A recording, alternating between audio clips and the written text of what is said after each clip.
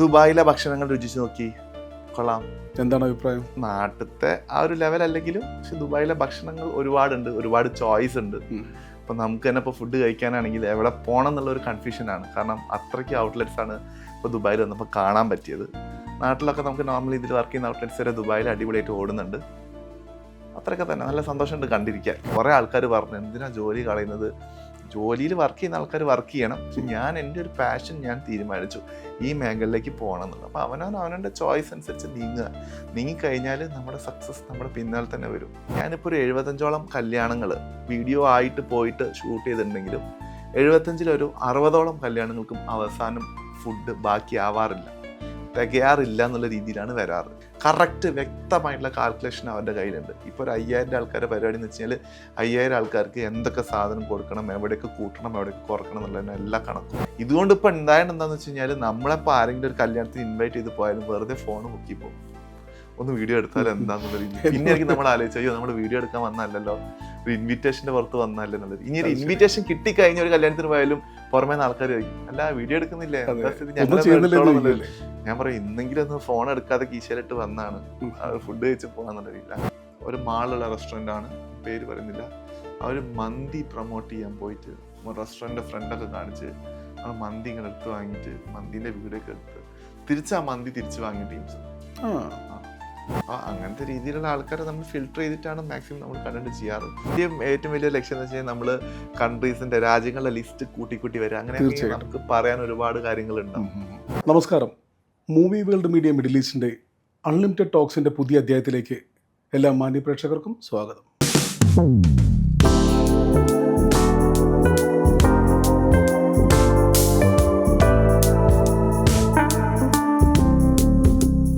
രുചി വൈവിധ്യങ്ങളുടെ ഉറവിടം തേടിയുള്ള യാത്രയിൽ ഒരുപാട് ബ്ലോഗേഴ്സ് നമ്മൾ കാണാറുണ്ട്. അത്തരത്തിൽ രുചിഭേദങ്ങളുടെ നാടായ കോഴിക്കോട്ട് നിന്ന് പറഞ്ഞെത്തിയ അശ്വൽ പുത്രനാണ് ഇന്ന് നമ്മോടൊപ്പം ഉള്ളത്. നമസ്കാരം. നമസ്കാരം. എന്തൊക്കെയുണ്ട് വിശേഷം? നല്ല വിശേഷം. ദുബായ് ജസ്റ്റ് ഒരു 5-6 ദിവസമായിട്ട് ഇവിടെ ഉണ്ട്. ദുബായ് എക്സ്പ്ലോർ ചെയ്തുകൊണ്ടിരിക്കുകയാണ്. 5-6 ദിവസം പോരാൻ തോന്നുന്നു, കുറച്ചുകൂടെ ദിവസങ്ങൾ വേണം. പക്ഷേ വേറെ കുറേ പരിപാടി ഉള്ളതുകൊണ്ട് 5-6 ദിവസത്തിൽ അങ്ങോട്ട് ഒതുക്കി. ദുബായിലെ ഭക്ഷണങ്ങളൊക്കെ രുചിച്ച് നോക്കിയോ? ദുബായിലെ ഭക്ഷണങ്ങൾ രുചിച്ച് നോക്കി, കൊള്ളാം. എന്താണ് അഭിപ്രായം? എന്തായാലും നാട്ടിലത്തെ ആ ഒരു ലെവൽ അല്ലെങ്കിലും പക്ഷെ ദുബായിലെ ഭക്ഷണങ്ങൾ ഒരുപാടുണ്ട്, ഒരുപാട് ചോയ്സ് ഉണ്ട്. അപ്പം നമുക്ക് തന്നെ ഇപ്പോൾ ഫുഡ് കഴിക്കാനാണെങ്കിൽ എവിടെ പോകണം എന്നുള്ളൊരു കൺഫ്യൂഷനാണ്. കാരണം അത്രയ്ക്ക് ഔട്ട്ലെറ്റ്സ് ആണ് ഇപ്പോൾ ദുബായിൽ വന്നപ്പോൾ കാണാൻ പറ്റിയത്. നാട്ടിലൊക്കെ നമുക്ക് നോർമലി ഇതിൽ വർക്ക് ചെയ്യുന്ന ഔട്ട്ലെറ്റ്സ് വരെ ദുബായിൽ അടിപൊളിയായിട്ട് ഓടുന്നുണ്ട്. അത്രയൊക്കെ തന്നെ നല്ല സന്തോഷമുണ്ട് കണ്ടിരിക്കാൻ. എന്തുകൊണ്ടാണ് ഈ ഫുഡിന്റെ ലോകത്തേക്ക് കടന്നു വരാനുള്ള കാരണം? ഫുഡിന്റെ ലോകത്തേക്ക് എന്ന് വെച്ച് കഴിഞ്ഞാൽ പണ്ടേ ഫുഡിനോടൊരു താല്പര്യമുണ്ട്. ഏകദേശം സൈസ് കണ്ടാൽ മനസ്സിലാവും.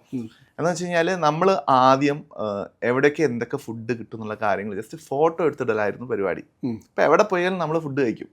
ഫുഡ് എടുത്തു കഴിഞ്ഞാൽ അതൊന്ന് ജസ്റ്റ് ഒന്ന് റിമൈൻഡ് ചെയ്തിടാൻ വേണ്ടിയിട്ട് ഈ ഫുഡ് കിട്ടിയത് ഈ സ്പോട്ടിലെന്ന് പറഞ്ഞിട്ട് ജസ്റ്റ് നമ്മൾ സോഷ്യൽ മീഡിയയിൽ പോസ്റ്റ് ചെയ്യും. ജസ്റ്റ് 2-3 ക്യാപ്ഷൻ കൊടുത്തിട്ട് പിന്നീട് അത് മാറി നമ്മൾ ഫോട്ടോയിൽ നിന്ന് വീഡിയോയിലേക്കായി, പിന്നെ ബ്ലോഗ്സ് മോഡലായി, അങ്ങനെ വന്നതിന് വ്ളോഗിങ് ആയി.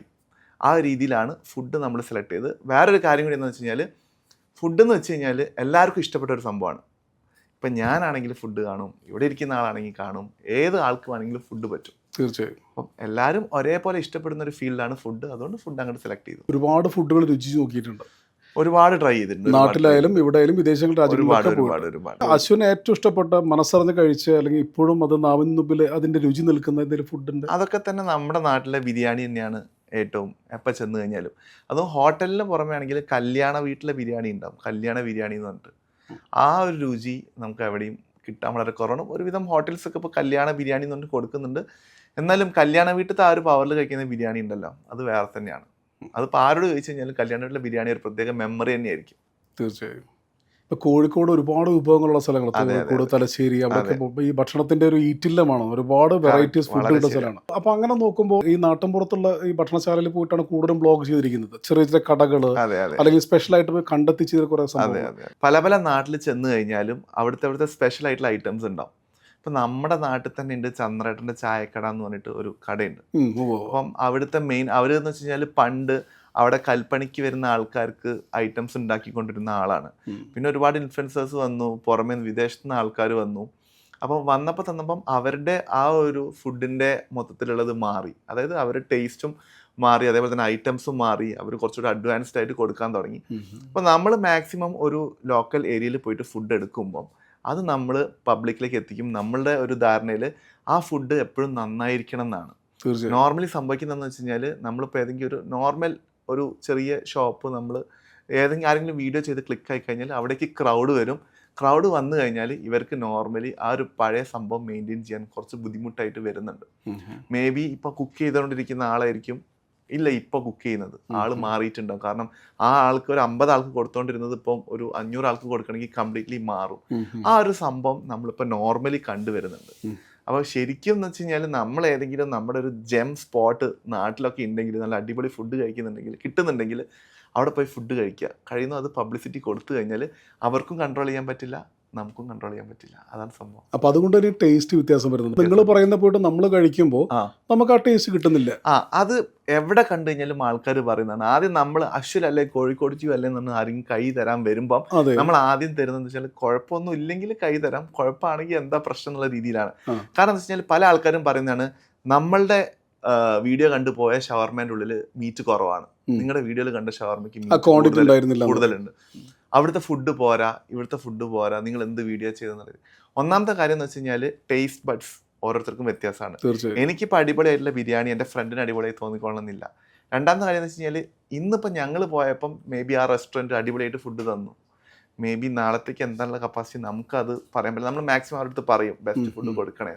മൂന്നാമത്തെ കാര്യം എന്താണെന്ന് വെച്ച് കഴിഞ്ഞാൽ നമ്മളിപ്പം ഒരു ഫുഡ് കഴിച്ചുകൊണ്ടിരിക്കുകയാണ് അവിടെ, ആ ഫുഡ് കഴിച്ചുകൊണ്ടിരിക്കുമ്പം ഇന്നുണ്ടാക്കിയ ഷെഫ് ആയിരിക്കില്ല ചിലപ്പം നാളെ നേരത്തെ പറഞ്ഞ പോലെ തന്നെ മാറി മാറി വരാം, അതിനനുസരിച്ച് ടേസ്റ്റ് മാറും. എല്ലാം ഒരു ഭാഗ്യമാണ്. ഇന്നത്തെ ടേസ്റ്റ് നാളെയും കിട്ടണം എന്നുള്ളൊരു രീതിയിലായിരിക്കണം നമ്മൾ മാറേണ്ടത്. അശ്വിൻ ആദ്യം തന്നെ പറഞ്ഞു ചെറുപ്പത്തിലെ ഭക്ഷണങ്ങളോട് ഇഷ്ടമാണെന്ന് പറഞ്ഞു. ജോലിയുള്ള ഒരാളാണ്. അതെ. പക്ഷെ അതെങ്ങനെ കറങ്ങി തിരിച്ച് ഭക്ഷണത്തിന്റെ ജോലി ചെയ്തിട്ടുണ്ടായിരുന്നു. 9 വർഷത്തോളം ഞാൻ ഒരു ഇൻസ്റ്റിറ്റ്യൂട്ടിൽ ജോലി ചെയ്തിട്ടുണ്ടായിരുന്നു, അവിടെ ഒരു ഇൻക്യുബേഷൻ സെന്ററിൽ മാനേജറായിട്ട്. അപ്പം എന്താണെന്ന് വെച്ച് കഴിഞ്ഞാൽ ഗ്രാജുവലി തുടക്കത്തിലൊക്കെ എനിക്ക് ആ ജോലിയും എൻ്റെ ഈ ഫുഡ് എക്സ്പ്ലോറിങ്ങും എല്ലാം വീഡിയോസും എല്ലാം ഒരുമിച്ച് കൊണ്ടുപോകാൻ പറ്റിയിരുന്നു. പിന്നീട് നമ്മൾ ഓരോ സ്റ്റെപ്പ് വളർന്ന് വരുമ്പോൾ നമുക്ക് രണ്ടും കൂടെ കോൺസെൻട്രേറ്റ് ചെയ്യാൻ പറ്റാത്തൊരവസ്ഥയായി. കാരണം നമ്മൾ ഏതിനാണ് കൂടുതൽ പ്രാധാന്യം കൊടുക്കുന്നത്, ഏത് ഏരിയയിലേക്കാണ് നമ്മുടെ ഒരു ഇഷ്ടം ഉണ്ടാവുമല്ലോ, ആ ഇഷ്ടത്തിനനുസരിച്ച് അങ്ങോട്ട് നീങ്ങുക എന്നുള്ള രീതിയിലാണ് നമ്മൾ പോയത്. ഇപ്പോൾ ജോലിക്ക് പോകുകയാണെങ്കിൽ എൻ്റെ 9 to 5:30 വരെ ആ ഒരു കമ്പനിക്ക് വേണ്ടിയിട്ട്, അത് അവിടെ കമ്പനീൻ്റെ വളർച്ചയ്ക്ക് വേണ്ടിയിട്ട് അത് അങ്ങോട്ട് പോയി.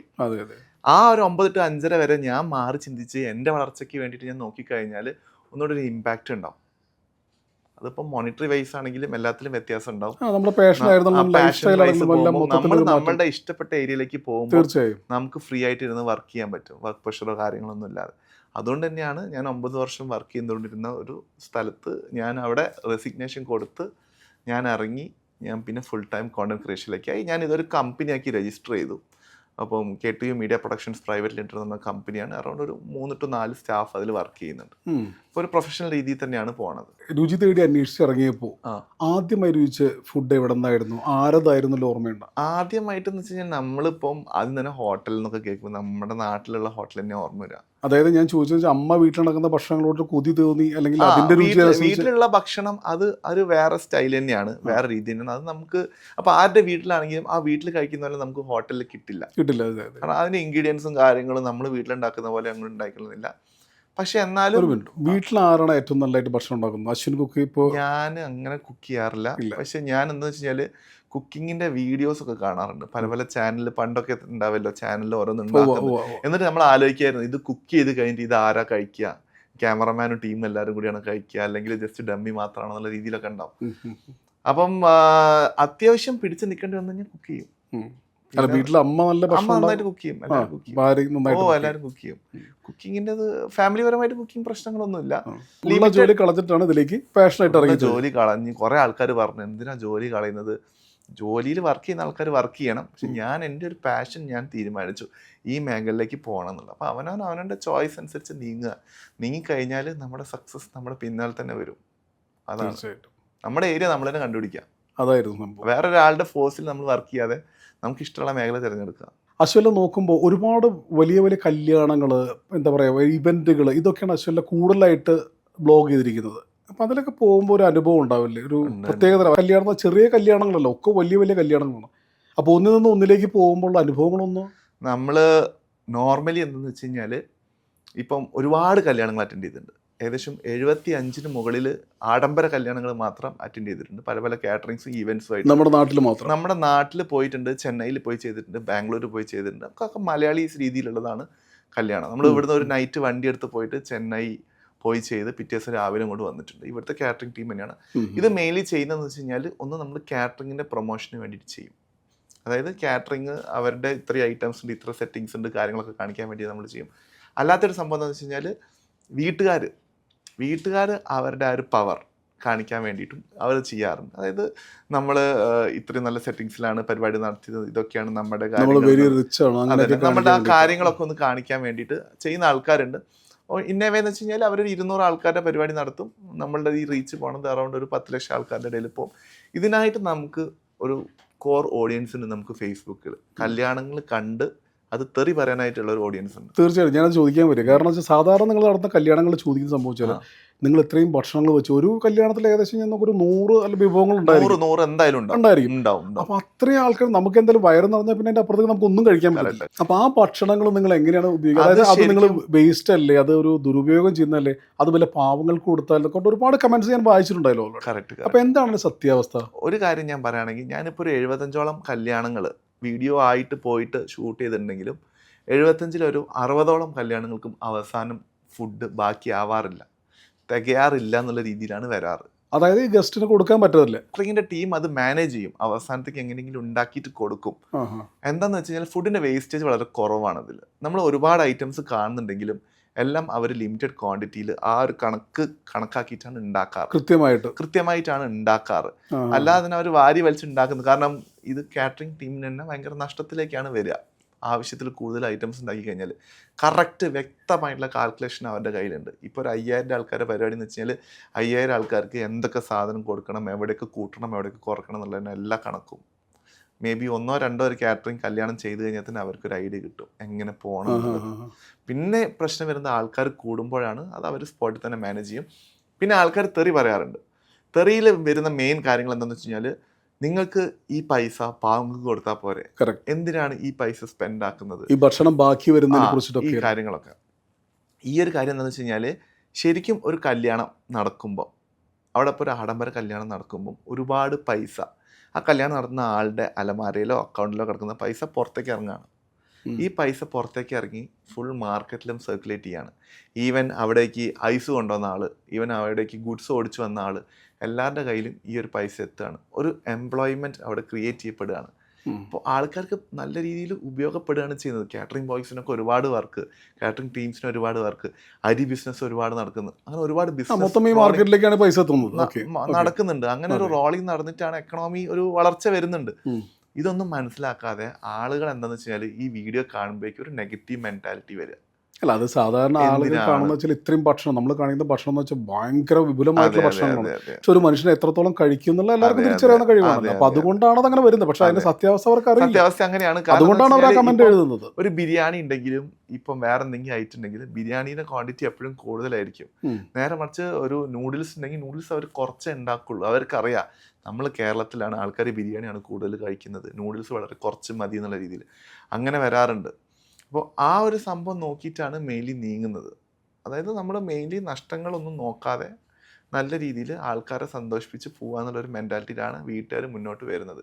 പക്ഷേ ഈ തെറി വരാനായിട്ട് ആൾക്കാർ വീണ്ടും ഇറങ്ങുകയാണ് ചെയ്യുന്നത്. അവർക്കൊരു നെഗറ്റിവിറ്റി എന്താണെന്നല്ല, ഫേസ്ബുക്കിലെ ആൾക്കാർക്ക് ഇത് പറഞ്ഞിട്ടില്ലെങ്കിൽ അവർക്ക് എന്തോ ഉറക്കം വരാത്തല്ല. അവർക്ക് അതിന് സമയമുണ്ട്. പക്ഷെ നേരെ വെച്ചാൽ ഇൻസ്റ്റാഗ്രാമിലാണെങ്കിൽ അതിന് ആൾക്കാർക്ക് സമയമില്ല. അവർ 2 ഇമോജി ഇട്ടിട്ട് അവർ പോകും. അതാണ് ഫേസ്ബുക്കും ഇൻസ്റ്റാഗ്രാമും തമ്മിലുള്ള ഓഡിയൻസിലെ ഒരു മെയിൻ വ്യത്യാസം ഞങ്ങൾ കണ്ടത്. ആക്ച്വലി ഇപ്പോൾ ഈ നമ്മുടെ നാട്ടിൽ നിന്ന് തമിഴ്നാട്ടിലൊക്കെ പോയിട്ട് കല്യാണങ്ങൾ കൂടും കാട്ടും. അപ്പോൾ ഇവിടുത്തെ ഭക്ഷണ രീതികളെ കുറിച്ചിട്ടൊന്നും അവിടുത്തെ ഭക്ഷണ രീതി ഒരുപാട് വ്യത്യാസമുണ്ട്. നമ്മുടെ നാട്ടിലൊരു കാറ്ററിംഗ് ടീമാണ് നമ്മൾ ബാംഗ്ലൂർ പോയിട്ട് ചെന്നൈ പോയിട്ടൊക്കെ ചെയ്തത്. അവരുടെ ഒരു സ്പെഷ്യൽ വെച്ചാൽ അവർ ഏത് ടൈപ്പ് ക്യുസീൻ ഫുഡും ഉണ്ടാക്കും. നമ്മൾ ചെന്നൈയിൽ പോയപ്പോൾ കണ്ടത് അവിടുത്തെ തന്നെ ടൈപ്പ് ഫുഡായിരുന്നു. അവിടെ തന്നെ ടൈപ്പ് സദ്യ, നമ്മളൊന്നും കാണാത്ത ഐറ്റംസ് ഒക്കെ വെച്ചിട്ടുള്ള സദ്യ. അപ്പോൾ നമ്മുടെ ഒരു ആഗ്രഹം എന്താണെന്ന് വെച്ചാൽ പല പല നാട്ടുകളിലും പോയിട്ട് കല്യാണം അറ്റൻഡ് ചെയ്യുക എന്നുള്ള രീതിയാണ്. അതാകുമ്പോൾ നമുക്ക് പല പല രുചികളും രസിക്കാൻ പറ്റും, എന്തൊക്കെയാണ് ഏതൊക്കെയാണെന്നുള്ളത്. അത് വേറെ തന്നെ ഒരു അനുഭവമാണ്. പല പല നാട്ടിൽ പോയിട്ട് അവരുടെ ട്രഡീഷണൽ ഫുഡ് ഞാനിപ്പോൾ ഈ തമിഴ്നാട്ടിൽ പറഞ്ഞപ്പോൾ കേട്ടിട്ടുണ്ട് അവിടെ ഒരേ ഇലയിൽ തന്നെ ഏകദേശം 100 വിഭവങ്ങൾ, ചിക്കൻ, മട്ടൻ, അങ്ങനെ ഒരുപാട് കോഴിയുടെ തന്നെ ഒരുപാട് സംഭവം ഉണ്ടാവും, ഈ ആടിന്റെ അങ്ങനെയൊക്കെ ഒരുപാട് സംഭവം. അത് എന്തെങ്കിലും സത്യാവസ്ഥ ഉണ്ട്. അങ്ങനെ സംഭവം ഉണ്ടാവാറുണ്ട്. തമിഴ്നാട്ടിലൊക്കെ എന്ന് വെച്ച് കഴിഞ്ഞാൽ ഫുഡിന്റെ മുകളിൽ അവർ ഹ്യൂജ് സ്പെൻഡ് ചെയ്യും. നന്നായിട്ട് അവർക്ക് ഒരു പൈസേൻ്റെ മുകളിൽ, ഫുഡിന്റെ മുകളിൽ നല്ല പൈസ ഇറക്കും. പക്ഷെ അതൊക്കെ ടേസ്റ്റുള്ള സംഭവങ്ങളും നല്ല ടേസ്റ്റ് ഒരുവിധം ഓക്കെയാണ്. 100% നല്ല രീതിയിലൊന്നും തോന്നിയിട്ടില്ല. എന്നാലും പല കല്യാണങ്ങൾക്ക് നമുക്ക് പോയിട്ട് ഒരു ബാഡ് എക്സ്പീരിയൻസ് പോലെ ഫുഡിന് ഉണ്ടായിട്ടുണ്ട്. കാരണം എന്ന് വെച്ച് കഴിഞ്ഞാൽ നമ്മളുടെ ഫുഡ് എന്ന് വെച്ചാൽ നമ്മൾ മെയിൻലി അവിടെ ഷൂട്ടിങ്ങിനാണ് പോണത്. നമ്മൾ ഫുഡും കാര്യങ്ങളൊക്കെ ഷൂട്ട് ചെയ്ത് ഗസ്റ്റൊക്കെ കഴിച്ച് കഴിഞ്ഞിട്ടാണ് പിന്നെ നമ്മൾ ബാക്കിയുള്ള ഇതിലേക്ക് കിടക്കുക. അപ്പോഴേക്കും ഓൾമോസ്റ്റ് ഫുഡ് കഴിഞ്ഞിട്ടുണ്ടാവും. അവർ വീണ്ടും കുക്ക് ചെയ്യുന്ന ടൈമായിരിക്കും ഉണ്ടാകുന്നത്. അപ്പോൾ ഫസ്റ്റ് കിട്ടിയ ആ ഒരു എക്സ്പീരിയൻസ് നമുക്ക് കിട്ടിക്കൊള്ളണമെന്നില്ല. ഇതുകൊണ്ട് ഇപ്പോൾ ഉണ്ടായത് എന്താണെന്ന് വെച്ച് കഴിഞ്ഞാൽ നമ്മളിപ്പോൾ ആരെങ്കിലും ഒരു കല്യാണത്തിന് ഇൻവൈറ്റ് ചെയ്ത് പോയാലും വെറുതെ ഫോൺ പൊക്കി പോകും, ഒന്ന് വീഡിയോ എടുത്താൽ എന്താണെന്നുള്ള രീതി. പിന്നെ ആയിരിക്കും നമ്മൾ ആലോചിച്ചു, അയ്യോ നമ്മൾ വീഡിയോ എടുക്കാൻ വന്നല്ലോ, ഒരു ഇൻവിറ്റേഷൻ്റെ പുറത്ത് വന്നല്ലേ എന്നുള്ളത്. ഇനി ഒരു ഇൻവിറ്റേഷൻ കിട്ടിക്കഴിഞ്ഞ ഒരു കല്യാണത്തിന് പോയാലും പുറമേ ആൾക്കാർ ചോദിക്കും, അല്ല വീഡിയോ എടുക്കുന്നില്ലേ, ഞാൻ പറയും ഇന്നെങ്കിലും ഒന്ന് ഫോൺ എടുക്കാതെ കീശയിലിട്ട് വന്നാണ് ഫുഡ് കഴിച്ച് പോകാന്നുള്ള രീതിയിൽ. അങ്ങനത്തെ ഒരു ഇത് ഉണ്ടാവാറുണ്ട്. ഇപ്പോൾ ഏറ്റവും ഇഷ്ടപ്പെട്ട ഭക്ഷണം എന്ന് പറഞ്ഞാൽ ബിരിയാണി എന്ന് പറഞ്ഞു. ബിരിയാണിയിൽ നമ്മൾ ദം ബിരിയാണി, പിന്നെ എന്താ പറയുക, അങ്ങനെ ഒരുപാട് വെറൈറ്റീസ്, തലശ്ശേരി ബിരിയാണി, അങ്ങനെ ലഗോൺ ബിരിയാണി, ഹൈദരാബാദ്, ഒരുപാട് ഇങ്ങനെയുള്ള ഭക്ഷണം കഴിച്ചില്ല. ആ ബിരിയാണി കഴിച്ചൊരു പാറ്റേണിൽ ഇഷ്ടപ്പെട്ട ബിരിയാണി ഏത് തന്നെയായിരുന്നു? ഇഷ്ടപ്പെട്ട ബിരിയാണി നമ്മുടെ കോഴിക്കോട് തന്നെ കിട്ടുന്ന ലഗോൺ ബിരിയാണി ഉണ്ട്. ലഗോൺ ബിരിയാണി ആ നോർമൽ ബ്രോയിലർ ബിരിയാണി പറ്റില്ല. ബ്രോയിലർ എന്ന് വെച്ചാൽ ചിക്കൻ ഇങ്ങനെ ആയിട്ട് വരുന്ന ലഗോൺ ബിരിയാണി കറക്റ്റ് ആ എല്ലും ആ ഒരു ചിക്കനും എല്ലാം കൂടെ വരുന്ന ആ ഒരു മസാല വെച്ചുള്ള സംഭവം. അതൊന്നും വേണ്ട, അത് മതി സംഭവം. ഇപ്പം നമ്മുടെ ഈ നാടൻ ഗ്രാമങ്ങളിലേക്കൊക്കെ പോകുമ്പോൾ അവിടെ ഒരുപാട് ചെറിയ ചെറിയ തട്ടുകടകളൊക്കെ ഉണ്ടാവും. അവിടെയൊക്കെ പോയിട്ടുള്ള എക്സ്പീരിയൻസ്, അതായത് അവിടെ നിന്നൊക്കെ സ്പെഷ്യൽ നമ്മളിതുവരെ കഴിക്കാത്ത ഭക്ഷണമൊക്കെ ഉണ്ടായിരിക്കും. അങ്ങനെ എന്തെങ്കിലും കഴിച്ചതായിട്ടുള്ള അനുഭവം ഉണ്ടോ? തട്ടുകടകളിൽ പോയിട്ടൊക്കെ നമ്മൾ ഒരുപാട് ഫുഡ് ട്രൈ ചെയ്തിട്ടുണ്ട്. നമ്മുടെ നാട്ടിൽ തന്നെ ഉണ്ട്. പുട്ട് തന്നെ മുളയിൽ ഉണ്ടാക്കി തരുന്ന ഒരു സ്ഥലമുണ്ട്, മുളപ്പുട്ട് എന്നുണ്ട്. സാധാരണ എവിടെ കിട്ടാറില്ല, പാത്രത്തിലാണ് ഉണ്ടാക്കാറുള്ളത്.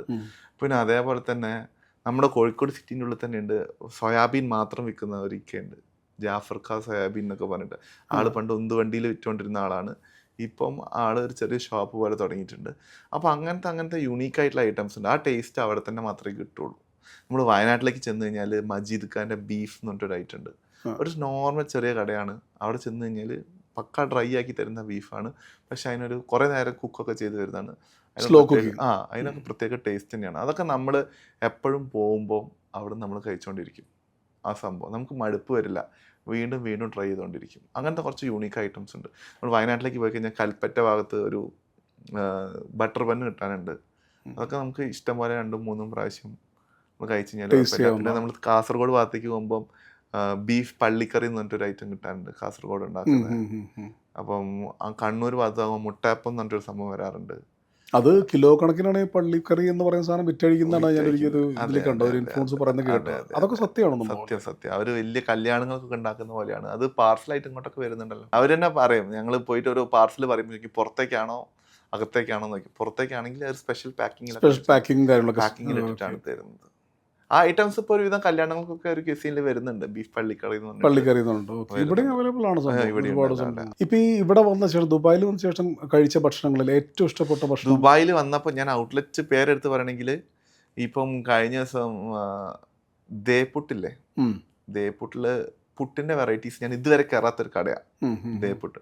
കോഴിക്കോട് പണ്ട് ഉണ്ടായിരുന്നു, അത് പിന്നെ ക്ലോസ് ആയിപ്പോയി. പക്ഷെ അവിടെ വന്ന് നോക്കിയപ്പോൾ കുറച്ച് വെറൈറ്റി പുട്ടുകൾ ട്രൈ ചെയ്തപ്പോൾ വ്യത്യസ്തമായിട്ട് തോന്നി. അപ്പോൾ എന്തുകൊണ്ട് ഇത് മുമ്പ് കയറിയില്ല എന്നുള്ളൊരു സംഭവം എൻ്റെ മനസ്സിലേക്ക് വന്നു. അത് കുഴപ്പമില്ലാതെ തോന്നി. വലിയ രീതിയിൽ ഞാൻ എക്സ്പ്ലോർ ചെയ്തിട്ടുണ്ട്. സൽക്കാരയിൽ ഒരു ഫിഷ് മാംഗോ കറി ഉണ്ട്, അത് പിന്നെ നമ്മൾ പാരകളിൽ കിട്ടുന്ന ഐറ്റം തന്നെയാണ്. ദുബായിലാണ് ഇപ്പോൾ ഉള്ളത്. ഇവിടുന്ന് ഒരുപാട് ഭക്ഷണങ്ങൾ കഴിച്ചിട്ടുണ്ടാവും, ഇവിടുന്ന് ഒട്ടകപ്പാലൊക്കെ ടേസ്റ്റ് ചെയ്തിട്ടുണ്ടാവും, അങ്ങനെയൊക്കെ വിഭവങ്ങൾ കിട്ടുന്നതാണ് ഒരു സംഭവങ്ങളൊക്കെ. ഇത് ഇവിടുന്ന് എങ്ങനെയാണ് അതിൻ്റെ ഒരു? ഇവിടുന്ന് ഞാൻ അറിഞ്ഞിട്ടുണ്ട് ഒട്ടകപ്പാല് അങ്ങനത്തെ വെറൈറ്റി സാധനങ്ങളുണ്ട്. പക്ഷെ ഞാനത് ഇവിടുന്ന് ട്രൈ ചെയ്തിട്ടില്ല. പുറത്ത് കോയമ്പത്തൂരിൽ നിന്ന് ഞാൻ ഒരു പ്രാവശ്യം കുതിരപ്പാല് ഒട്ടകപ്പാലൊക്കെ ട്രൈ ചെയ്തിട്ടുണ്ടായിരുന്നു. ഇവിടുന്നല്ല പുറമേ നിന്ന്, നമ്മുടെ നാട്ടിൽ തന്നെ കോയമ്പത്തൂർ കിട്ടും ഈ സംഭവം. അപ്പോൾ അവിടെ എന്ന് വെച്ച് കഴിഞ്ഞാൽ അവർ പറഞ്ഞ ഒരുപാട് സൂക്കേടുകളൊക്കെ മാറാൻ നല്ല ബെസ്റ്റ് മെഡിസിനൽ വാല്യൂ ഉള്ളതാണ് ഒട്ടകപ്പാല്. അത് ഇവിടുന്ന് പല സ്ഥലത്തേക്കും പോകുന്നുണ്ടെന്നൊക്കെ പറഞ്ഞു. അപ്പോൾ ജസ്റ്റ് ഒന്ന് പോയി ട്രൈ ചെയ്ത് നോക്കിയാണ്. പക്ഷേ കുടിക്കാൻ വലിയ ടേസ്റ്റ് ഒന്നുമില്ല, കുടിക്കാം, എന്നാലും ആ ഒരു വാല്യൂ കാണിക്കും കുടിക്കാം. ഒരു ഫുഡ് ബ്ലോഗർ ആയ ശേഷം നമുക്ക് ജീവിതത്തിൽ കിട്ടുന്ന നേട്ടങ്ങൾ എന്തൊക്കെയാണ്? ഫുഡ് ബ്ലോഗർ ആയിട്ടുള്ള നേട്ടം എന്താണെന്ന് വെച്ച് കഴിഞ്ഞാൽ നമ്മളിപ്പം ഏതെങ്കിലും ഹോട്ടലിലേക്ക് ചെന്ന് കഴിഞ്ഞാൽ ഒരു പ്രത്യേക പരിഗണന കിട്ടാറുണ്ട്. കൂടുതൽ വെയിറ്റിംഗ് ഒന്നും ഇരിക്കേണ്ട ആവശ്യമില്ല. ആരെങ്കിലും തിരിച്ചറിയും ഹോട്ടലിലെ ആൾക്കാർ ആ ടേബിൾ പെട്ടെന്ന് സാധനം എത്തിക്കണേ, മൊബൈൽ എടുത്ത പ്രശ്നമാണോ അങ്ങനത്തെ രീതിയിലൊക്കെ സംസാരം വന്നിട്ട് സാധനം പെട്ടെന്ന് എത്തും. ആ ഒരു അഡ്വാൻറ്റേജ് പല സ്ഥലത്തും ഫീൽ ചെയ്തിട്ടുണ്ട്.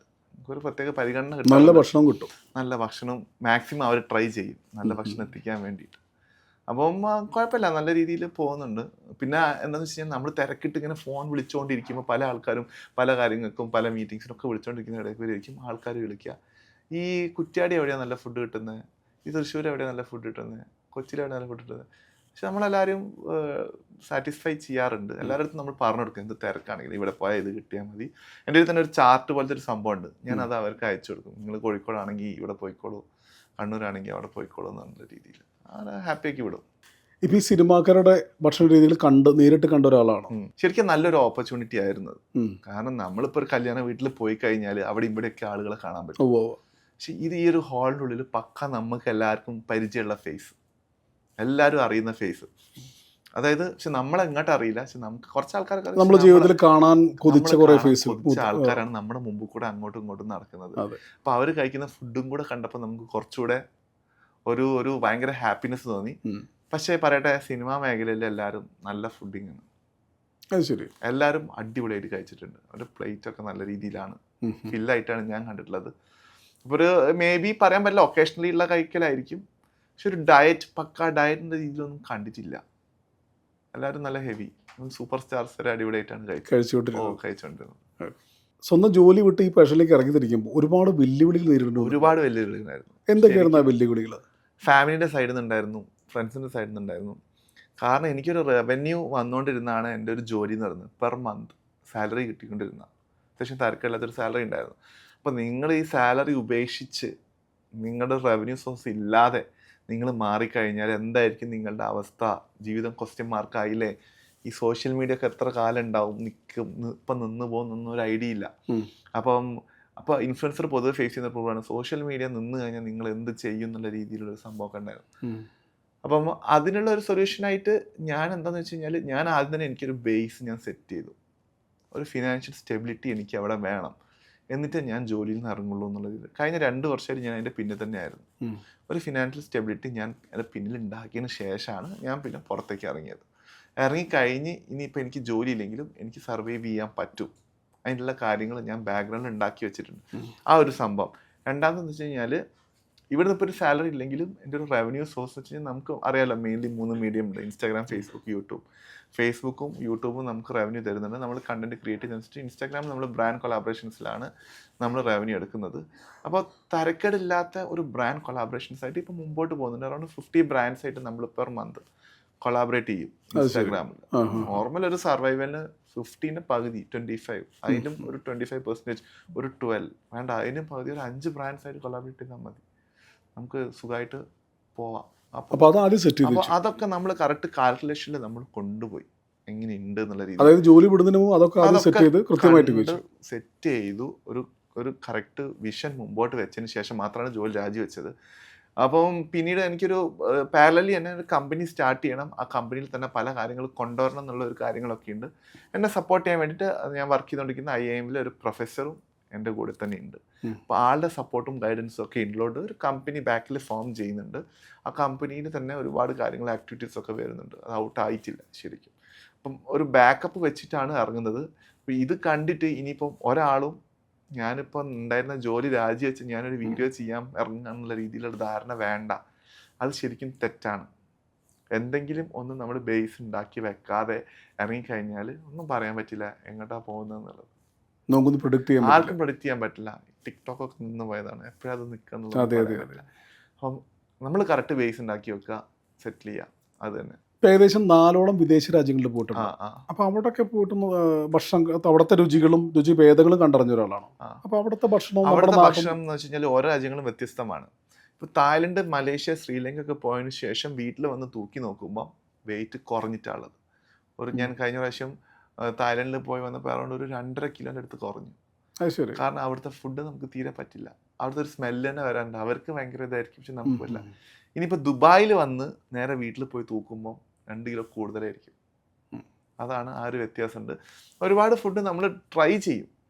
ഈവൻ നമ്മളിപ്പം കഴിഞ്ഞ വർഷം മലേഷ്യയിൽ പോയപ്പം മുതലേൻ്റെ ഇറച്ചി, തവളേൻ്റെ ഇറച്ചി, ഇതെല്ലാം നമ്മൾ ട്രൈ ചെയ്ത് നോക്കും.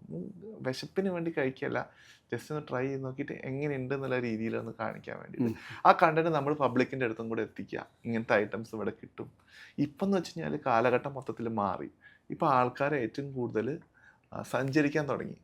ഇപ്പോൾ ഒരു ട്രോളി ബാഗ്സിൻ്റെ കട എടുത്ത് നോക്കുകയാണെങ്കിൽ ഒരുപാട് ട്രോളി ബാഗ്സ് പുതുതായിട്ട് ഇപ്പോൾ സ്റ്റാർട്ട് ആവുന്നുണ്ട് പല പല സ്റ്റോറും.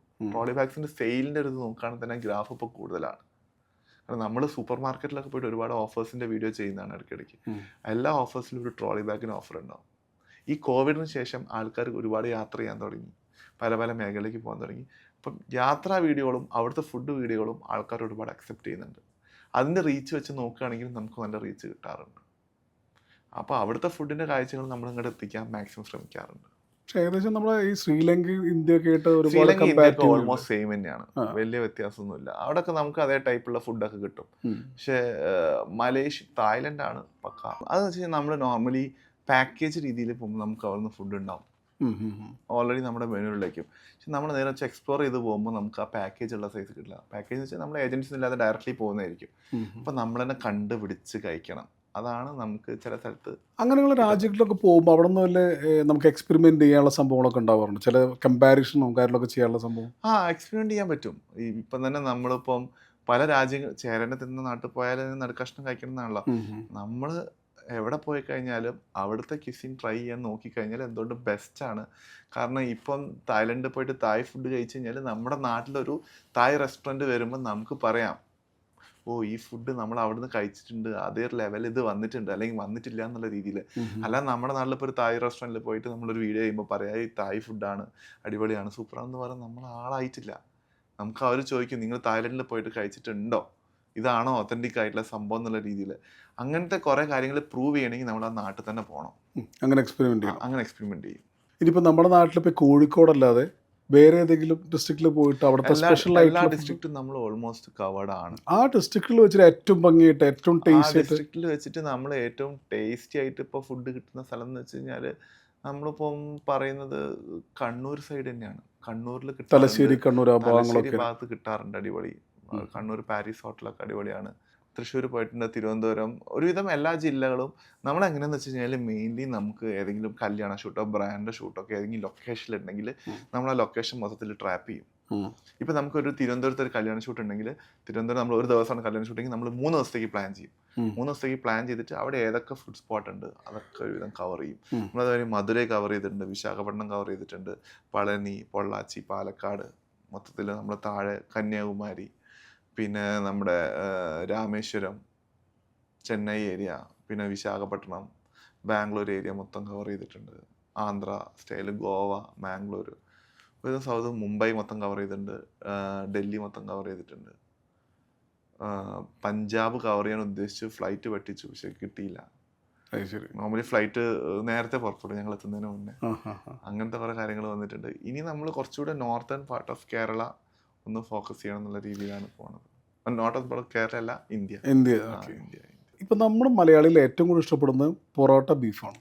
എന്തുകൊണ്ടാണ് അങ്ങനെ ഒരു വൈബ് ഇപ്പോഴും നിലനിൽക്കുന്നത്? ഇപ്പോഴും നിലനിൽക്കുന്നത് പക്ഷെ അതിൽ എന്താണ് ഇപ്പോഴും നമ്മൾ ഇഷ്ടപ്പെടുന്ന സാധനം? എവിടെ പോലും ബീഫ് പൊറോട്ടയുടെ നമ്മൾ ഇഷ്ടപ്പെടുന്നത് ആൻസർ അതിന്റെ ടേസ്റ്റ് തന്നെയല്ലേ. അത് ശരിക്കും എന്ന് വെച്ച് കഴിഞ്ഞാൽ അത് ക്ലിക്ക് ആവുന്നത് നമുക്ക് ആ ടേസ്റ്റ് ഉണ്ടെങ്കിൽ മാത്രമാണ്. നമ്മളിപ്പോൾ ബീഫ് കഴിച്ചു നോക്കിയിട്ട് അതിന്റെ ടേസ്റ്റ് പോരെങ്കിൽ നമ്മൾ കഴിക്കില്ല. നമുക്ക് കിട്ടിയ ഹോട്ടലിൽ അത് ഉണങ്ങിയ പൊറോട്ടയാണ്, ചൂടില്ലാത്ത പൊറോട്ട, നെക്സ്റ്റ് ടൈം നമ്മൾ പൊറോട്ട ഓർഡർ ചെയ്യില്ല. പക്ഷെ നമ്മൾ വേറെ ഷോപ്പിൽ പോലും ആദ്യം ചോദിക്കുന്നത് പൊറോട്ട ഇറച്ചിട്ടുണ്ടോ ചോദിക്കുന്നത്. അപ്പൊ അതെന്താണ് അങ്ങനെ ഇപ്പോൾ ഫീൽ തന്നെയാണ് അത്. അത്ര മാത്രമേ ഉള്ളൂ. അത് തന്നെ. കാരണം അത് കഴിച്ചു കഴിഞ്ഞാൽ ഓൾമോസ്റ്റ് ഫിൽഡ് ആണ് വയർ, വേറെ ആവശ്യമൊന്നുമില്ല. ഓൾമോസ്റ്റ് നമ്മൾ മിക്കവാറും എല്ലാവരും പൊറോട്ടയും ബീഫും കഴിക്കുന്നത് എംപ്റ്റി സ്റ്റൊമക്കിലായിരിക്കും. നല്ല വിശന്നിരിക്കുമ്പോഴായിരിക്കും അത് പോട്ടെ എന്നുള്ള രീതിയിൽ നമ്മൾ പറയുന്നത്. അല്ലാത്തപ്പോൾ നമ്മൾ പെട്ടെന്ന് മനസ്സിൽ ഓർമ്മ വരുമ്പോൾ പറയും, അയ്യോ നമുക്ക് കഴിക്കാനുള്ള കപ്പാസിറ്റി ഇല്ല, ലൈറ്റായിട്ട് എന്തെങ്കിലും ഓർഡർ ചെയ്യുന്നുള്ള രീതിയിൽ. അതിനെ അങ്ങനെ അടിച്ചു കഴിഞ്ഞാൽ ഇപ്പോൾ ഫ്രണ്ട്സായിട്ട് പോവുകയാണെങ്കിലും എല്ലാവർക്കും എടുക്കാൻ പറ്റിയൊരു ഐറ്റം കൂടിയാണ്. കാരണം പൊറോട്ട എടുത്ത് കഴിഞ്ഞ് 3-4 ആൾക്കാരുണ്ടെങ്കിൽ ഓരോ ബീഫ് എടുത്ത് കഴിക്കാം.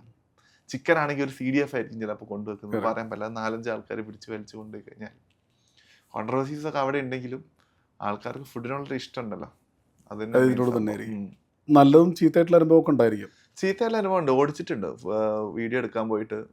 നമ്മൾ എന്താണെന്ന് വെച്ച് കഴിഞ്ഞാൽ നമുക്ക് ചില ബഡ്ജറ്റ് കൺസ്ട്രെയിൻസ് ഉണ്ടാവും. അതായത് നമ്മൾ ഓരോ ട്രിപ്പ് പ്ലാൻ ചെയ്യുമ്പോൾ നമ്മൾ ഇത്ര ബഡ്ജറ്റിലാണ് പോവുക. പക്ഷെ അവിടെ ഒരുപാട് ഫുഡ് സ്പോട്ട് ഉണ്ടാവും. പിന്നെ ബഡ്ജറ്റ് കൺസ്ട്രെയിൻറ്റും ഉണ്ടാവും, നമ്മുടെ വയറിന്റെ കൺസ്ട്രെയിൻസ് ഉണ്ടാവും. നമുക്ക് ഓൾറെഡി 2 ഫുഡ് കഴിക്കുമ്പോൾ വയറ് ഫുള്ളാവും, ബാക്കിയുള്ളത് പറ്റില്ല. പക്ഷെ നേരെ വെച്ചാൽ നമ്മൾ എവിടെയെങ്കിലും വീഡിയോ ആയിട്ട് ക്യാമറ ആയിട്ട് പോകുമ്പോൾ ആളുടെ മെന്റാലിറ്റിയിൽ, ആളുടെ കടക്കാരുടെ മെന്റാലിറ്റി ഇവൻ ഇവിടുന്ന് സാധനം വാങ്ങും എന്നുള്ള രീതിയിലാണ്.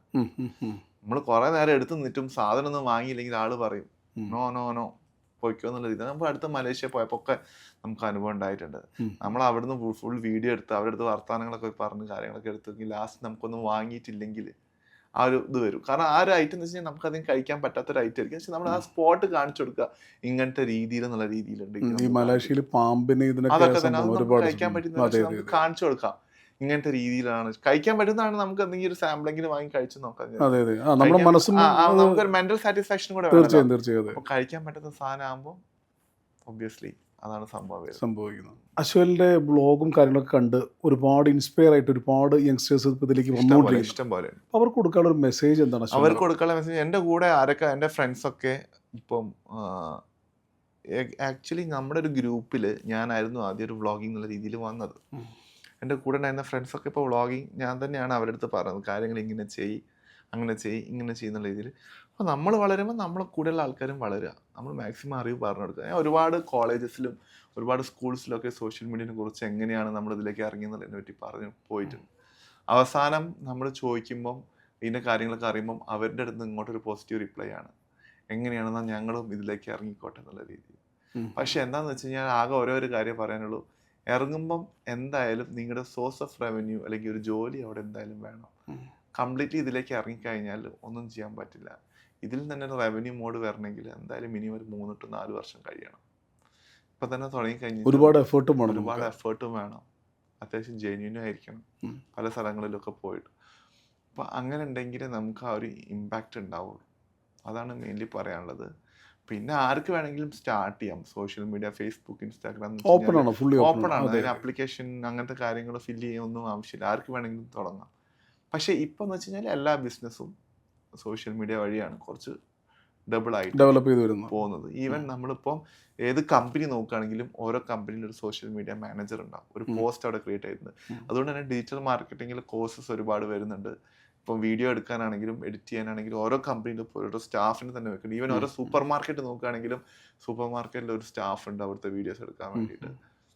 അപ്പോൾ ആ രീതിയിലാണ് പോകുന്നത്. പക്ഷേ ഇതൊരു നെഗറ്റീവ്ലി നമ്മളെ ബാക്കിയുള്ള മീഡിയത്തിനും അഫക്റ്റ് ചെയ്തിട്ടുണ്ട്. റേഡിയോ ആണെങ്കിലും ബിൽ ബോർഡ്സ് ആണെങ്കിലും ഒക്കെ ഉണ്ട്. പക്ഷേ എല്ലാം കൊണ്ടും അവരവരുടെ ടാർഗറ്റ് ഓഡിയൻസിനെ മാച്ച് ചെയ്യുന്ന രീതിയിലാണ് ബ്രാൻഡ് സെലക്ട് ചെയ്ത് പോകുന്നത്. ഇതിന് പിന്നെ നല്ലൊരു എഫേർട്ട് എടുത്തെങ്കിൽ മാത്രം നമുക്ക് ഈ ഒരു സ്റ്റേജിൽ എത്താൻ പറ്റുള്ളൂ. മാത്രമേ നമുക്ക് പറ്റുള്ളൂ. തീർച്ചയായും അതാണ് പറ്റില്ല. പിന്നെ ഇപ്പൊ നമ്മൾ ഈ ബ്രാൻഡ് ചെയ്യാൻ പോകും, ചില ഹോട്ടലുകൾ ബ്രാൻഡ് ചെയ്യാൻ അല്ലെങ്കിൽ അവർ ഫുഡ് ടേസ്റ്റ് ചെയ്ത് അതിനെ കുറിച്ചൊക്കെ, അപ്പൊ അതിൽ ചിലപ്പോൾ ടേസ്റ്റ് ഇല്ലാത്ത ഭക്ഷണം വന്നോ നമ്മൾ അതങ്ങനെ സംഭവം ഉണ്ടാവില്ല. ചിലപ്പോൾ നമ്മൾ പറഞ്ഞ ആ ടേസ്റ്റോ അല്ലെങ്കിൽ അങ്ങനെ നമുക്ക് കഴിച്ചു നോക്കുന്നോ ഇത് കൊള്ളൂലെന്ന് തോന്നിപ്പോ. അപ്പൊ നമ്മളിപ്പോ ഒരു ഹോട്ടലിൽ ചെന്ന് കഴിഞ്ഞാൽ മെയിൻലി 4, 5, 6 ഐറ്റംസ് അവർ മേശപ്പുറത്ത് കൊണ്ടുവെക്കും. നമ്മളത് കഴിച്ചു നോക്കിയിട്ട് നമുക്ക് ഓക്കെ ആയി, നമ്മൾ മെന്റലി സാറ്റിസ്ഫൈഡ് ഐറ്റം മാത്രമേ വീഡിയോയിൽ കാണിക്കാറുള്ളൂ. ഇത് നാളെ നമ്മുടെ വീഡിയോ കണ്ട് കഴിച്ചു കഴിഞ്ഞാൽ നാളെ പ്രശ്നമാവും. നമ്മളല്ലെങ്കിൽ അവിടെ നിന്ന് എടുത്ത് വെക്കും, എഡിറ്റ് ചെയ്ത് വിടുമ്പോൾ ആ ഷോട്ട് ഉണ്ടാവില്ല. ശരി. കാരണം എന്താണെന്ന് വെച്ച് കഴിഞ്ഞാൽ നമുക്ക് ഇഷ്ടപ്പെടാത്ത സാധനം കാണിക്കുന്നതിന് ഒരു അർത്ഥമില്ല. അപ്പോൾ അവരുടെ അടുത്ത് പറയും, അങ്ങനെയുള്ള അനുഭവം ഇഷ്ടം പോലെ ഉണ്ടായിട്ടുണ്ട്. നമ്മൾ അവരുടെ അടുത്ത് പറയും നിങ്ങൾ നാളെ തൊട്ട് ഈ ഐറ്റം ഉണ്ടാക്കണം. ഈവൻ ഒരു റെസ്റ്റോറൻറ്റ്, ഒരു മാളിലുള്ള റെസ്റ്റോറൻ്റ് ആണ്, പേര് പറയുന്നില്ല, അവർ മന്തി പ്രൊമോട്ട് ചെയ്യാൻ പോയിട്ട് റെസ്റ്റോറൻറ്റിൻ്റെ ഫ്രണ്ടൊക്കെ കാണിച്ച് നമ്മൾ മന്തി ഇങ്ങനെ എടുത്ത് വാങ്ങിയിട്ട് മന്തിൻ്റെ വീഡിയോ ഒക്കെ എടുത്ത് തിരിച്ച് ആ മന്തി തിരിച്ച് വാങ്ങിയ ടീംസ് ഉണ്ട്.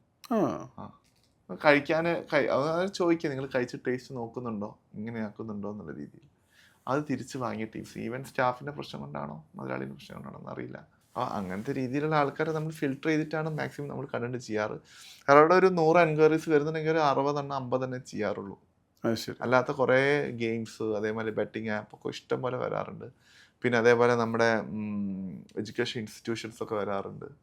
അപ്പോൾ എല്ലാം നമ്മളൊരു ബാക്ക്ഗ്രൗണ്ട് സ്റ്റഡി നടത്തിയിട്ട് നമ്മൾ എന്തായാലും ഒരാളെ സജസ്റ്റ് ചെയ്യാൻ പറ്റുള്ളൂ. അല്ലെങ്കിൽ തിരിച്ച് നമുക്ക് തന്നെ അതൊരു അടിയായിട്ട് വരും.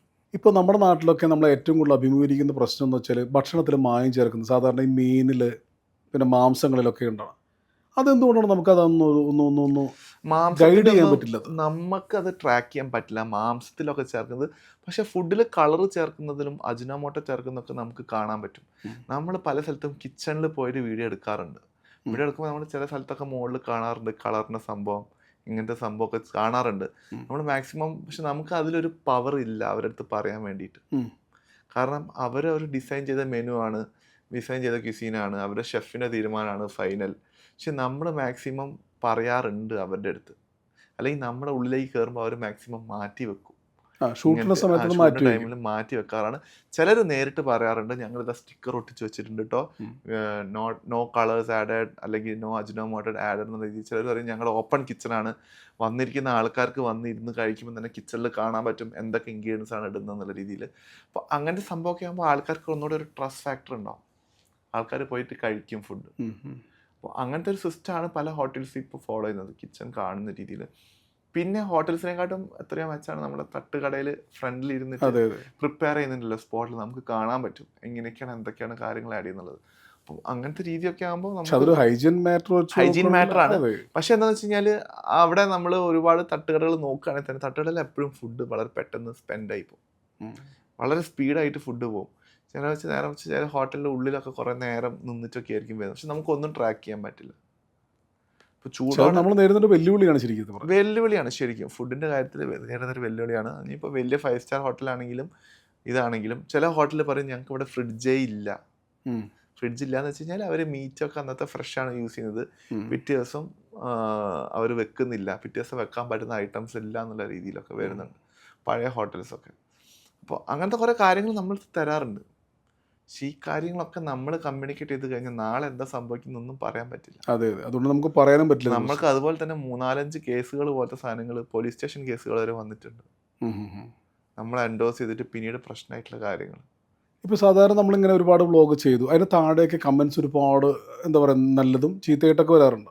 അപ്പം അങ്ങനത്തെ ഈ പറയുന്ന കമൻസ് ശരിക്കും വരണം, നല്ലതാണെങ്കിലും. അപ്പോൾ അതെങ്ങനെയാണ് അത് ഉൾക്കൊള്ളുന്നത്? എങ്ങനെയാണ് അത് നമ്മൾ ഉൾക്കൊള്ളുന്നത് വെച്ച് കഴിഞ്ഞാൽ നമുക്കറിയാം എന്തായാലും ആൾക്കാരുടെ മെൻറ്റാലിറ്റി, നല്ലത് കണ്ടാൽ വരെ നെഗറ്റീവ് അടിക്കുന്ന ടീംസ് ഉണ്ട് എന്നുള്ള കാര്യം നമുക്കറിയാം. കമൻറ്റ് ശരിക്കും വന്നോട്ടെ, അതാണ് നമ്മളെ ഒന്നുകൂടെ മോട്ടിവേറ്റ് ചെയ്യുന്നത്. എന്തിനാണെന്നറിയാം, നമ്മുടെ വീഡിയോ റീച്ച് കൂടാൻ സഹായിക്കും. എത്രത്തോളം കമൻറ്റ് വരുന്നോ അത്രത്തോളം റീച്ച് വരും. കമൻറ്റുകൾ വന്നിട്ടുള്ളതൊക്കെ നല്ല റീച്ചുള്ള വീഡിയോസ് ആയിരിക്കും. കമൻറ്റ് നമ്മൾ 100% സ്വാഗതം ചെയ്യാണ്, വരണം. അതിന് ചീത്തയാണെങ്കിലും തെറിയാണെങ്കിലും എല്ലാം നമ്മൾ, പക്ഷെ നമുക്കറിയാം അതിൽ മോശപ്പെട്ട കാര്യങ്ങളൊന്നും ഇല്ല എന്നുള്ളത്. അവർക്കത് അറിയാത്തതുകൊണ്ട് അവർ പറയാണ്. നമുക്കറിയാം എന്തൊക്കെയാണ് നല്ല കാര്യങ്ങളെന്നുള്ളത്. അപ്പോൾ തന്നെ വന്നോട്ടെ, കമൻറ്റ് വരണം. ഒരാളും കമൻറ്റ് മിസ്സാക്കരുത്, എല്ലാവരും കമൻറ്റിന് ഇട്ടോളണം. നല്ലതായാലും ചീത്തയായാലും വന്നോളണം. സ്വാഗതം ചെയ്യുന്നു. അത് നമ്മുടെ വീഡിയോൻ്റെ അൽഗോരിതം വെച്ചിട്ട് റീച്ച് ഇൻക്രീസ് ചെയ്യാനേ ഹെൽപ്പ് ചെയ്യുള്ളൂ. നമ്മൾ പേഴ്സണലി നെഗറ്റീവായിട്ട് മാറുന്ന ഇൻഫ്ലുവൻസേഴ്സ് ഉണ്ടാവുമല്ലോ. ഇപ്പോൾ ഒരാളുടെ ഇത് കണ്ടാൽ തന്നെ ഇവനിത്തതാണ് അതാണെന്നുള്ള രീതിയിൽ, ആ രീതിയിലുള്ള കമൻറ്റുകളാകുമ്പോൾ നമ്മളെ പേഴ്സണലി അത് അഫക്റ്റ് ചെയ്യും. അല്ലാത്ത രീതിയിലുള്ള കമൻറ്റ് ഉണ്ടാവില്ലേ. ഇപ്പോൾ ഫോർ എക്സാമ്പിൾ നമ്മളിപ്പം എന്തെങ്കിലും ഒരു പുതിയ വണ്ടീൻ്റെ എന്തെങ്കിലും വീഡിയോ എടുത്തുമ്പോൾ ഡോറ് കുറച്ച് സ്പീഡിൽ അടച്ചു കഴിഞ്ഞാൽ ഇവനെന്താ ഡോറ് പൊളിക്കുകയാണോ, വണ്ടി ഓടിക്കാനത്, അങ്ങനത്തെ ഒക്കെ ആണെങ്കിൽ കുഴപ്പമില്ല, ഓക്കെ പ്രശ്നമില്ല എന്നുള്ള രീതിയിൽ. പക്ഷെ നമ്മൾ പേഴ്സണലി കുറേ കാര്യങ്ങളൊക്കെ പറയല്ല. അപ്പോൾ ഇപ്പോൾ ഒരാളുടെ നടത്താൻ ശരിയില്ലെങ്കിൽ ഇവൻ എന്ത് നടത്താം, നടത്താം, അങ്ങനത്തെ കാര്യങ്ങളൊക്കെ പറയുമ്പോൾ പേഴ്സണലി അഫക്റ്റ് ചെയ്യും. അതൊക്കെ പ്രശ്നങ്ങൾ വരുള്ളൂ, അല്ലാതെ പിന്നെ കുഴപ്പങ്ങളൊന്നും വരുന്നില്ല. എപ്പോഴെങ്കിലും ഇങ്ങനെ വ്ളോഗ് ചെയ്ത ശേഷം അത് വേണ്ടായിരുന്നു, അങ്ങനെ ഒരു വീഡിയോ വേണ്ടായിരുന്നു ചെയ്യേണ്ട അവസ്ഥ വന്നു? വ്ളോഗ് ചെയ്തതിന് ശേഷം അതായത് നമ്മൾ ഒരുപാട് സ്ഥലങ്ങളിൽ വ്ളോഗ് ചെയ്യാൻ പോയിട്ടുണ്ട്, ഒരുപാട് ഭക്ഷണം രുചിച്ചിട്ടുണ്ട്. അപ്പോൾ നമ്മളൊരു വീഡിയോ അത് ബ്രോഡ്കാസ്റ്റ് ചെയ്ത ശേഷം നമുക്ക് തോന്നുന്നു അത് വേണ്ടില്ലായിരുന്നു, അല്ലെങ്കിൽ അങ്ങനെ ഒരു സുഖം ചെയ്യേണ്ട. നമ്മൾ ഡിലീറ്റ് ആക്കിയ വീഡിയോസൊക്കെ ഒരുപാടുണ്ട്. വീഡിയോ ഇറങ്ങിയതിന് ശേഷമൊക്കെ ഡിലീറ്റ് ആക്കിയ വീഡിയോസ് ഒരുപാടുണ്ട്. അത് ഇറങ്ങണ്ടായിരുന്നു, അതങ്ങനെ പ്രശ്നമായി എന്നുള്ള രീതി. അതെന്തുകൊണ്ടായിരിക്കും? പക്ഷെ ഒന്നുമില്ല, ടേസ്റ്റോ അല്ലെങ്കിൽ അവരുടെ എന്തെങ്കിലും വേറെ എന്തെങ്കിലുമൊക്കെ ആയിരിക്കും, അല്ലെങ്കിൽ അവിടുത്തെ ഓരോരോ ആളുകളുടെ പ്രശ്നങ്ങളും അതുകൊണ്ടൊക്കെ തന്നെ വരുന്നതാണ്. അങ്ങനെ വരുന്നതാണ്. അങ്ങനെ വരുന്നതാണ്. അപ്പം അതിൻ്റെ കാരണം കൊണ്ട് ഡിലീറ്റ് ആക്കിയ ഒരുപാട് വീഡിയോസ് ഉണ്ട് ഇറക്കി തന്നെ. ഇപ്പോൾ അശ്വിൽ ഇങ്ങനെ പുറത്ത് പോയിട്ട് ഒരുപാട് സംഭവങ്ങളൊക്കെ ചെയ്യുന്നു, ഫുഡ് കഴിക്കുന്നു, സന്തോഷമായിട്ട്. വീട്ടുകാരും കഴിക്കുന്നില്ല, ഇതിനെക്കുറിച്ചൊന്നും അറിയുന്നില്ല. അവരുടെ ഒരു സഹകരണം എങ്ങനെയാണ്? വീട്ടുകാരെ സഹകരണം എന്ന് വെച്ച് കഴിഞ്ഞാൽ നോർമലി നമ്മൾ ഫുഡ് കഴിക്കാൻ പോകുമ്പോൾ നമുക്കൊരു ലിസ്റ്റ് ഓഫ് ഫ്രണ്ട്സ് ഉണ്ട്. നമ്മളിപ്പോൾ ഡെയിലി 6 ഷൂട്ട് 7 ഷൂട്ട് വരെ ഞാൻ കോഴിക്കോട് ജില്ലയിൽ ചെയ്യാറുണ്ട്. 6 റെസ്റ്റോറൻറ്റൊക്കെ നമ്മൾ ഡെയിലി ഷെഡ്യൂൾ ചെയ്യാറുണ്ട്. അപ്പം നമുക്കൊരു ലിസ്റ്റ് ഓഫ് ആൾക്കാരുണ്ട്, ഇവരെയാണ് നമ്മൾ കൊണ്ടുപോവുക. ഒരു ലിസ്റ്റ് കഴിഞ്ഞാൽ അടുത്ത റെസ്റ്റോറൻറ്റിൽ പോന്നു കഴിഞ്ഞാൽ വേറെ ലിസ്റ്റ്. കാരണം അവരുടെ ആരോഗ്യം കൂടെ നമ്മൾ നോക്കണം. വീട്ടുകാരധികം അങ്ങനെ കൊണ്ടുവരാറില്ല വീഡിയോസിൽ, കാരണം ഇത് എനിക്ക് നല്ല കഷ്ടപ്പാടുള്ള പരിപാടിയാണ്. നമ്മളൊരു ക്യാമറ അല്ല വീട്ടുകാർ ചോദിച്ചിട്ടുണ്ടോ നിങ്ങൾ പോയി കഴിച്ചത് സത്യം തന്നെയാണോ, ഞങ്ങൾക്ക് കൊതിയുണ്ട് അവിടെ പോയിട്ട് കഴിക്കാം, അങ്ങനെയൊക്കെ ആകുമ്പോൾ ഞാൻ അധികം പാർസൽ വാങ്ങിക്കാറുണ്ട്, വാങ്ങി വീട്ടിലേക്ക് കൊണ്ടുവരാറുണ്ട്. അങ്ങനെ അവരോട് കാരണം വെച്ച് കഴിഞ്ഞാൽ ഇതെന്ന് വെച്ച് കഴിഞ്ഞാൽ നമുക്ക് ഹാപ്പി ആയിട്ട് പോയി ഇരുന്ന് കഴിക്കാൻ പറ്റുന്ന ഒരു സംഭവമല്ല. അവിടെ ചെന്ന് കഴിഞ്ഞാൽ അവിടുത്തെ ഓണറായിട്ട് സംസാരിച്ച് അടുക്കളയിൽ പോയിട്ട് ഷൂട്ടൊക്കെ ചെയ്ത് ഫുഡൊക്കെ വന്ന് അതിന്റെ ഷൂട്ടൊക്കെ എടുക്കുമ്പോൾ ഇത് ചൂടൊക്കെ ആറി കഴിക്കാൻ പറ്റാത്ത അവസ്ഥയിലാണ് വരിക. പിന്നീടാണ് അവർ നമുക്ക് വേണ്ടി ചൂടാക്കി തരുന്നു. ഒരാൾ ഒരുപാട് നമ്മുടെ കൂടെ ഒരു ആക്ടിവിറ്റിയിലൊന്നും ഇൻവോൾവ് അല്ലെങ്കിൽ ആൾ കുറേ നേരം പോസ്റ്റ് ആയിട്ട് നിൽക്കും, 1-2 മണിക്കൂർ എന്തായാലും പോസ്റ്റ് ആയിട്ട് നിൽക്കും. ആ വിശപ്പിലൊക്കെയാണ് അവിടെ പോസ്റ്റ് ആയിട്ട് നിൽക്കുന്നത് വെച്ച് കഴിഞ്ഞാൽ ഭയങ്കര ഹൊറർ മോഡായിരിക്കും. അതുകൊണ്ട് തന്നെ നമ്മൾ അധികം ഫ്രണ്ട്സിന് വരുന്ന ഫ്രണ്ട്സിന് അറിയാം ഇങ്ങനെയാണ് കാര്യങ്ങൾ എന്നുള്ള രീതിയിൽ. നമ്മൾ പോകുന്നത്, നമ്മൾ അവിടെ നിന്ന് എന്ത് വീഡിയോ എടുത്തു കഴിഞ്ഞാൽ നമ്മൾ ഹാൻഡ് ടച്ച് ചെയ്തോ അത് അവിടെ വെക്കില്ല, നമ്മളത് പാർസൽ ചെയ്ത് കൊണ്ടുപോകും. അപ്പോൾ ഇത്രയും നേരം നമ്മളോട് സംവദിച്ചതിന് വളരെയധികം നന്ദി. Thank you. ഇനി ഒരുപാട് രാജ്യങ്ങളിൽ പോയിട്ട് അവിടുത്തെ ഭക്ഷണങ്ങൾ രുചിക്കാനും അവിടുത്തെ ഭക്ഷണത്തിന്റെ പെരുമയും രുചിയൊക്കെ അറിയാനും സാധിക്കട്ടെ എന്ന് വളരെയധികം നന്ദി. എന്റെയും ഏറ്റവും വലിയ ലക്ഷ്യം എന്ന് വെച്ചാൽ നമ്മള് കൺട്രീസിന്റെ രാജ്യങ്ങളുടെ ലിസ്റ്റ് കൂട്ടി വരിക. അങ്ങനെ നമുക്ക് പറയാൻ ഒരുപാട് കാര്യങ്ങളുണ്ടാവും, നമുക്ക് ഇവിടെ തന്നെ പറയാം. അപ്പൊ എന്തായാലും ഈ പ്രോഗ്രാമിന് വിളിച്ചതിന് വളരെ നന്ദി. Thank you very much. Thank you.